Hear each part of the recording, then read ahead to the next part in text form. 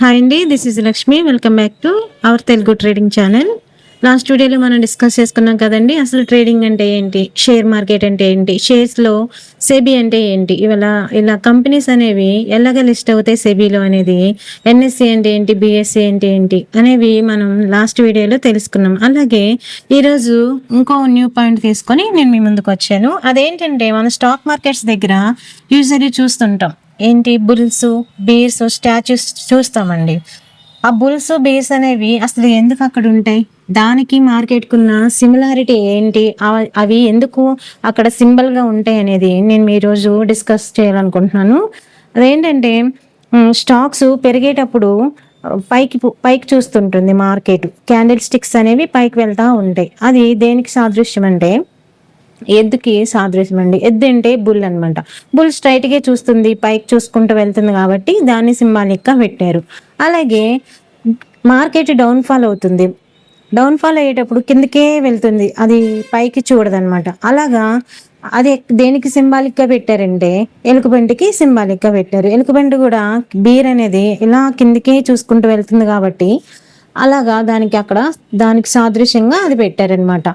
మనం ఇంకా స్టాక్స్లో చాలామంది మెంటాలిటీని పోల్చుకుంటా కొన్ని మైండ్ సెట్ అనేవి కొన్ని యానిమల్స్తో పోల్చారనమాట. అవేంటంటే షీప్ మెంటాలిటీ, షార్క్ మెంటాలిటీ, అలాగే పిగ్ మెంటాలిటీ అంటారు. ఈ షీప్ మెంటాలిటీ అంటే ఏంటంటే డిపెండ్నెస్ అనమాట. ఒక షీప్, ఒక గొర్రె అనేది ఇంకో గొర్రె మీద డిపెండ్ అయ్యి వెళ్తుంటుంది. అంటే ముందు వెళ్ళే గొర్రెలని వెనక వెళ్ళే గొర్రెలు ఫాలో అవ్వకుండా వెళ్తాయి, అంటే వాటి మీద ఇవి డిపెండ్ అయి ఉన్నాయి. అలాగే మార్కెట్లో కూడా కొందరు ఇన్వెస్టర్స్ ఏం చేస్తారంటే గొర్రె మెంటాలిటీ అనమాట, షీప్ మెంటాలిటీతో ఒకళ్ళ మీద డిపెండ్ అయిపోయి, అంటే అవతల వాళ్ళు కొంటుంటే కొనేస్తారు, అమ్మేస్తుంటే అమ్మేస్తారు. అంతేగాని వాళ్ళకి ప్రాపర్ నాలెడ్జ్ లేకుండా వాళ్ళు కొంటే కొనడం, అమ్మితే అమ్మటం చేసేసి లాసుల్లో ఫేస్ చేస్తారనమాట. అలాగే ఈ షార్ప్ మెంటాలిటీ వాళ్ళు ఏంటంటే ఫుల్ ఆఫ్ నాలెడ్జ్, అంటే 0% ఎమోషన్సే అక్కడ ప్లే చేస్తారు. వాళ్ళు 100% బ్రెయిన్తో, నాలెడ్జ్తో వాళ్ళు ప్రాఫిట్స్ అనేవి గెయిన్ చేసుకుంటారనమాట. అది ఎలా అంటే వాళ్ళు మార్కెట్ వీక్ స్ట్రెంగ్త్ అనమాట, అంటే వీక్ మూమెంట్ని చూసుకొని అక్కడ ఎంటర్ అవుతారు. అలాగే మార్కెట్ గైన్స్లోకి వెళ్తుంటే, లైక్ మార్కెట్ ఎప్పుడైతే పెరుగుతుందో వాళ్ళు అనుకున్న ప్రాఫిట్స్ తీసుకొని వెంటనే ఎగ్జిట్ అయిపోతారనమాట. ఇది షార్క్ మెంటాలిటీ వల్ల మనస్తత్వం. ఇట్లా దానికి కూడా షార్క్ కూడా చాలా తెలివిగా ప్రవర్తిస్తుంది కాబట్టి మన ఇన్వెస్టర్స్ని కూడా అలాగ పోల్చారనమాట. ఇంకా ఈ గ్రీడీ మెంటాలిటీ వాళ్ళు ఉన్నారు చూసారు, అది పిగ్ మెంటాలిటీ అనమాట. అది ఎలా అంటే షేర్స్ మీద కొంచెం కూడా లైక్ స్టాక్ మార్కెట్లో కొంచెం కూడా నాలెడ్జ్ అనేది లేకుండా, అంటే బై చేయడమే సెల్ చేయడమే అన్న దృక్పథంతో వస్తారు కదండి.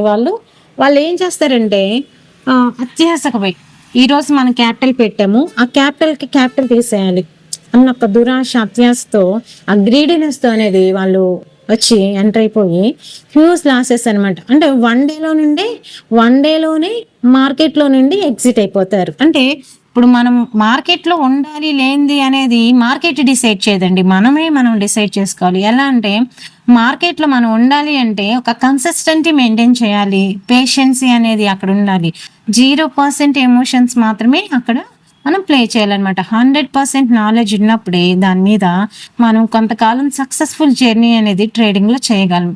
అలాగే మనం వితౌట్ నాలెడ్జ్ వెళ్ళిపోయి చేస్తే అది ట్రేడింగ్ అనరు, దాన్ని గ్యాంబ్లింగ్ అంటారు.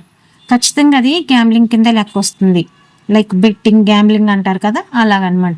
మనం ఎప్పుడైతే విత్ నాలెడ్జ్తో వెళ్ళి ఒక బిజినెస్ లాగా మనం క్రియేట్ చేసుకొని ఒక కన్సిస్టెంట్గా డైలీ ఒక ప్రాపర్ ఇన్కమ్, ప్రాపర్ ఫిగర్ అనేది మనం ఎప్పుడైతే మార్కెట్లో నుండి గ్రాబ్ చేయగలమో ఖచ్చితంగా మనం విన్నింగ్ అయ్యే ఛాన్సెస్ చాలా ఉన్నాయండి. ఇంకా నేను మరిన్ని విషయాలు మీతో షేర్ చేసుకోవాలనుకుంటున్నాను. అందుకని మేము ఈ ఛానల్ అనేది క్రియేట్ చేయడం జరిగింది. ఈ కంటెంట్ తీసుకొని మేము ఈ ఛానల్ ద్వారా మీకు సబ్జెక్ట్ నేర్పుదామన్నది మాకు ఆలోచన అనమాట. మీకు కంటెంట్ నచ్చినట్లయితే మాకు సపోర్ట్ చేయండి, అలాగే సబ్స్క్రైబ్ చేసుకోండి. Thanks for watching.